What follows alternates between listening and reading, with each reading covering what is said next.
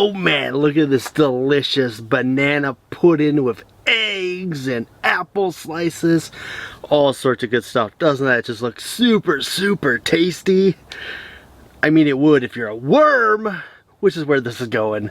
It's all yummy, so what should I do to choose who's the first fruit to chew? And they said, the greatest way to make the flavors flow forth is to cut it all up to make a fruit salad.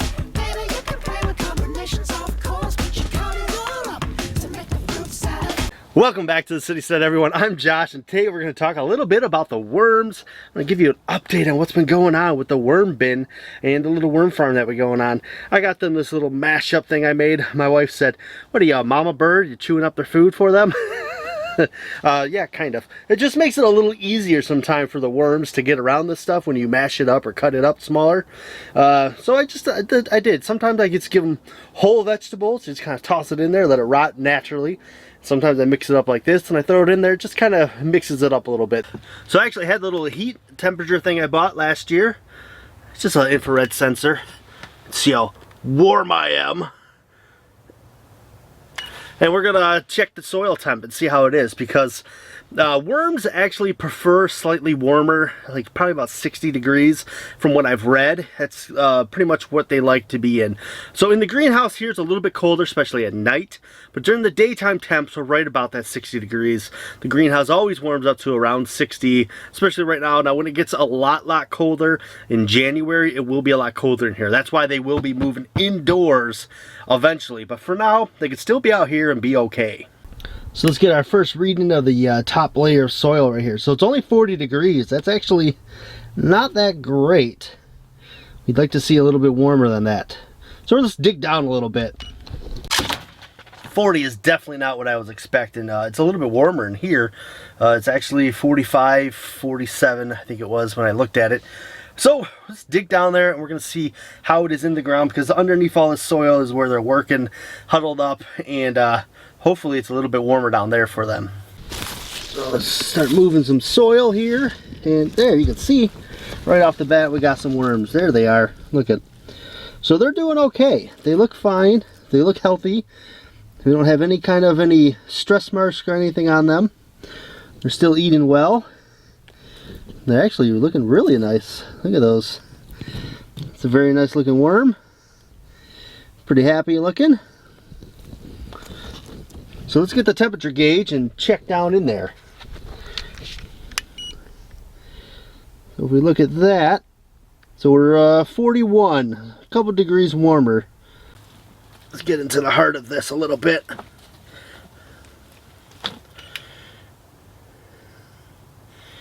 Wow, so yeah, the bin's only about 40 degrees.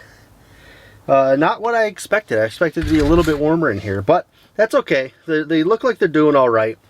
They look fairly healthy. I don't see any that look like they have any stressness on them. You can see right here we got a good horde of them. So yeah, they look all right. That's some good looking worms right there. I will take that any day of the week. We're going to look at it right here. You can see there's a nice little set of worms. A couple little tiny babies in there. So we know they're breeding. So they're still expanding the space. You can see a whole bunch of them right there. Look at them all. Little tiny little worms. Excellent work right there.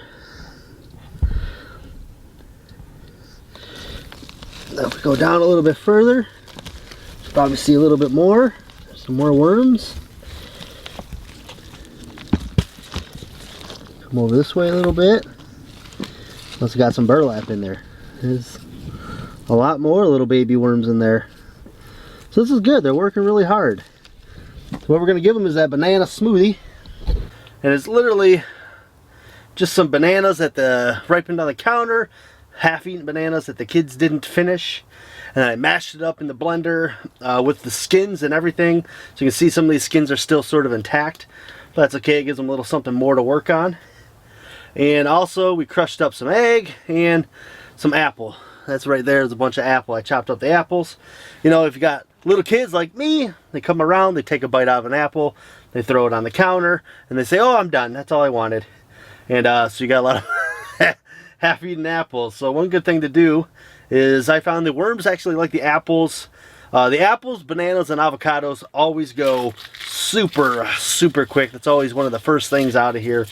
I did put some other things in here just to try to test what they would actually go for. A little bit of ear of corn. Not really fans of it. They haven't really done any work on that one yet, so that's kind of a bummer. Now, like when we always feed, what we like to do is try to dig down a ways, get underneath the layer of food they already have, or get down to where there's maybe not as much food. Oh, look, there's another good clump of them right there. Ooh, yeah, look at that. A lot of little babies in there too. That's really good to see. That's good signs of a healthy worm bin. They are trying to fill it up still. All right, let's give them that banana mixture with apples, pudding.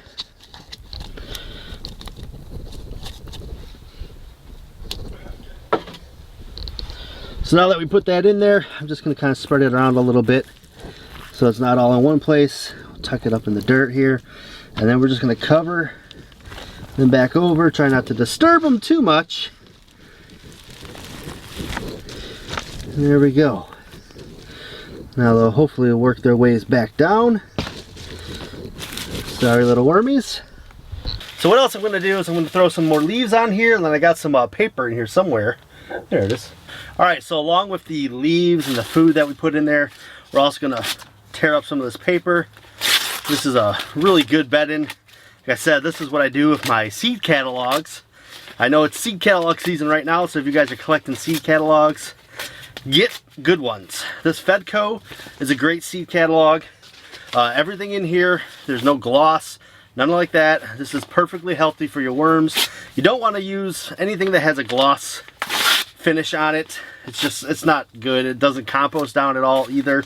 So this will work as a really nice bed and filler, and this is stuff that will turn eventually into the compost of the bin, which is what we're looking for. Is just keep building up that great compost. So I did go ahead and throw some sand in there also. They need a little bit of grit. They got some eggshells in there that I mixed in with the blender, some I crushed up by hand, and then sand should give them enough grit. They got paper, they got more leaves, and they got some food, so they should be good. I mean, they look like they're doing all right. We got a lot of baby worms in there, a lot. That's good. I haven't been out here in probably been like 10 days. So it is getting a little bit cooler. You can tell the temperature was a lot less than what I thought it would be.